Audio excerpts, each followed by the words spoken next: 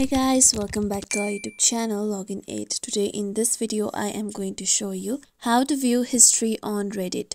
To view history on Reddit is a simple process. To do that, first open your Reddit application on your mobile phone. Make sure that you are logged in to your account. Now here you'll be taken to the home page.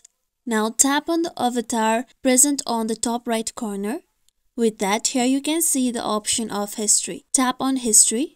Now here you'll be able to see your recent history. Now you can choose the category of history that you want to view. To do that, tap on recent option on top left. With that, here you can see the options of upvoted, downvoted and hidden. Now here you can choose on any type of category that you want to view. I am going on with upvoted. Now here you can see the history of the post that you have upvoted on Reddit. With that, here you'll be able to choose the category of history that you want to view through. This is how we can view history on Reddit. This is it for tutorial everyone. Hope this tutorial was helpful to you all. If you liked today's tutorial, make sure you like, share, subscribe to our YouTube channel for more tutorials like this. Thank you for watching.